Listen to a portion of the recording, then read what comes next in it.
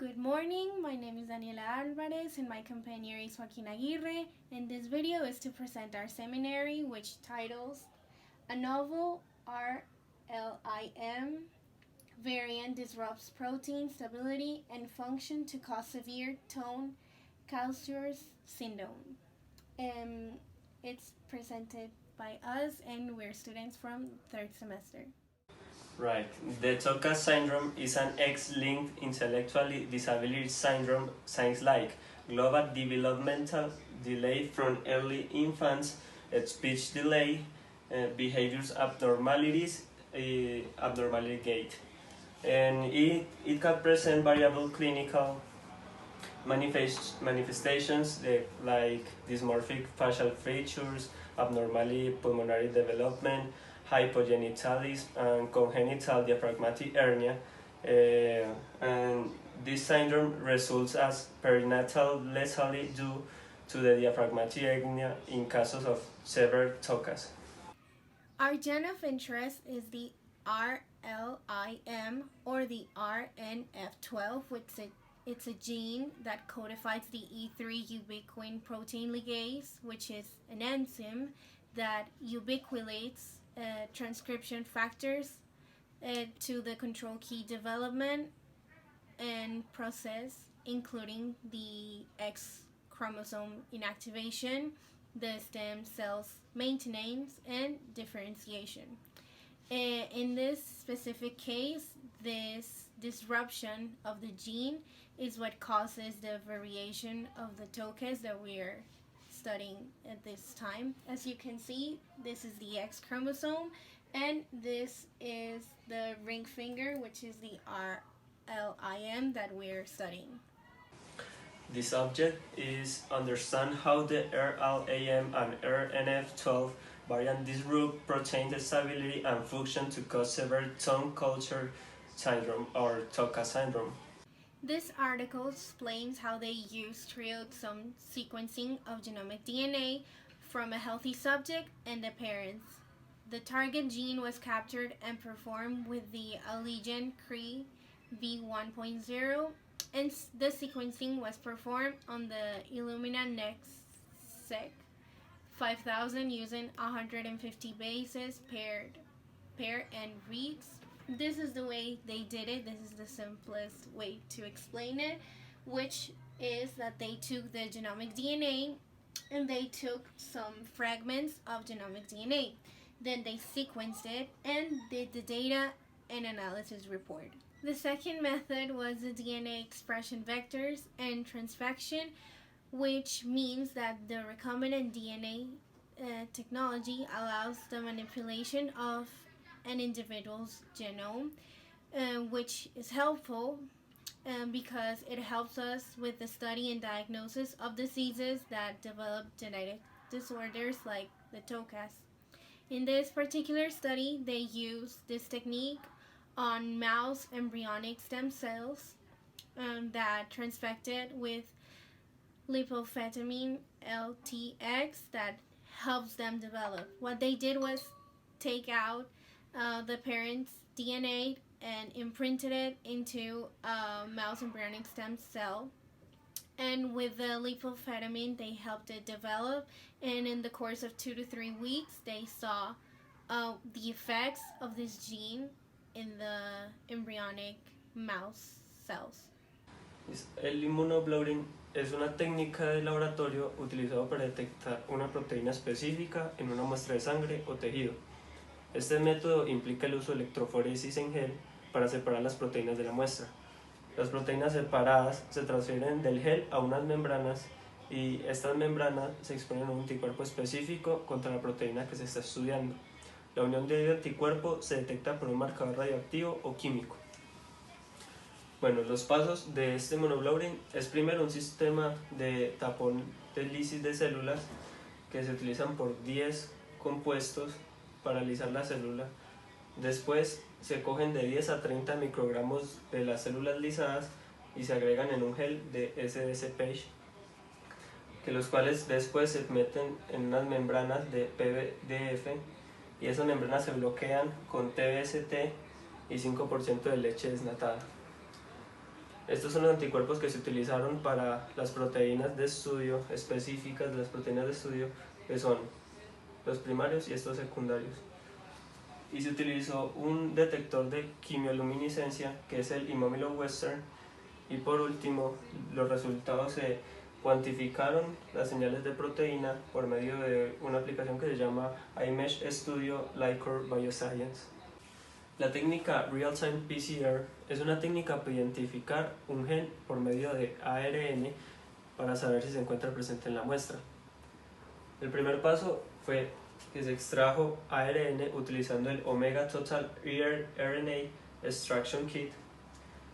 Ese ARN se convirtió en ADN complementario por medio del iScript cDNA Synthesis Kit, y con el ADN complementario y el ARN se hizo una prueba de PCR real-time, el cual se compara el ARN y el ADN para encontrar el gen mutado.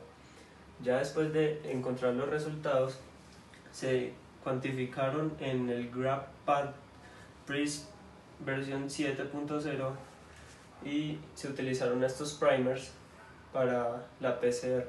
With the first result, we are trying to identify this mutation within with the family members, which is why we have 4 members of the family. As you can see, the first one is the control, which has no mutations and has the original nitrogenous base, which is adenine. The second one, which is our subject of study, it has the mutation, which is no longer adenine, but it's guanine. The third one, it's a woman, as my companion explained before. Women have 2 eggs, so one could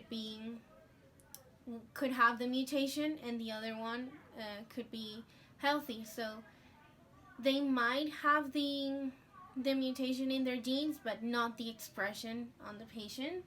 And the fourth one, it's like the control with no mutations. This is the way to exemplify this. And as I said before, our subject of study is this one. These are the results that we obtained from the mouse embryonic stem cells that we incubated. As you can see, this is a non-mutated gene, which is the wild type. And if you can see, we have kilodaltons, which means that we're talking about proteins. So with the colorations of the specific gene that we're interested in, we can see that it has more color than the one which is mutated, that has different amino acids because of the change of the nitrogenous bases. In this case, we have tyrosine and cysteine, which is the change of the amino acids. And as I said before, you can see the change of the color between the normal type and the mutated type. We have this other example of coloration between not only the mutation that we're actually interested in, but in other types of mutation. As you can see, here's the control one, which has no color. Then we have the wild type that has a little bit of color. Then you see our mutation, which is from tyrosine to cysteine, that has a tiny bit of color. And lastly, we have this other mutation that also changes amino acids with a lot more color.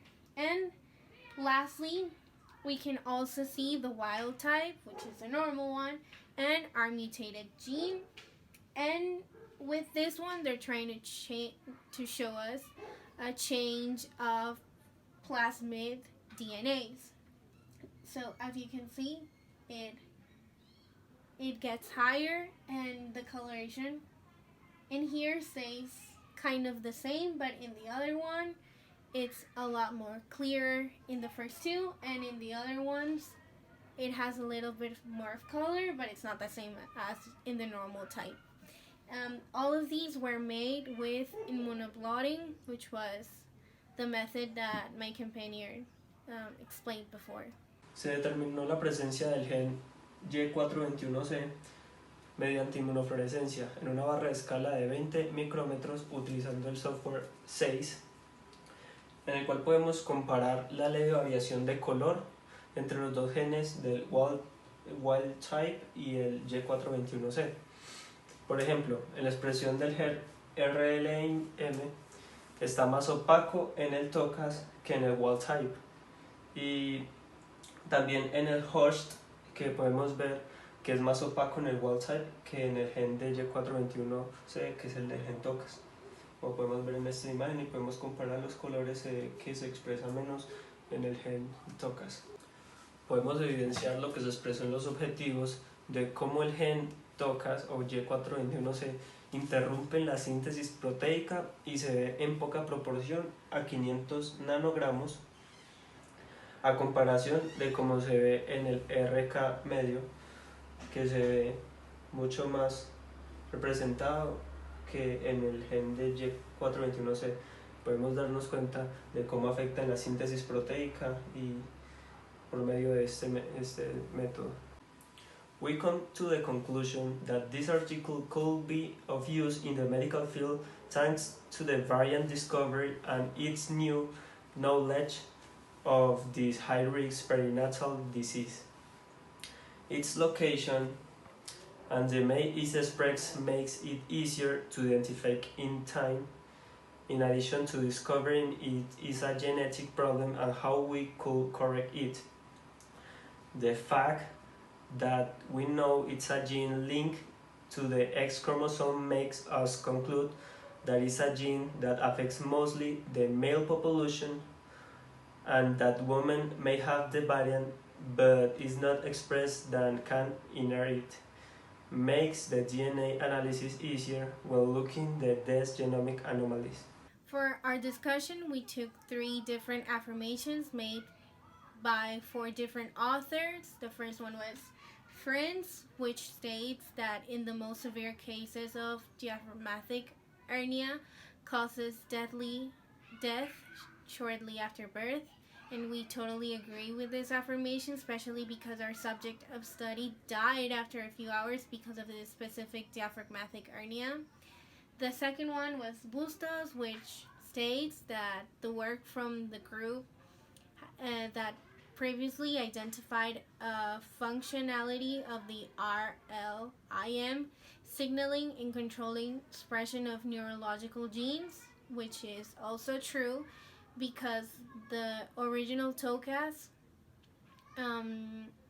has some neurological affections apart from the one that we're actually studying.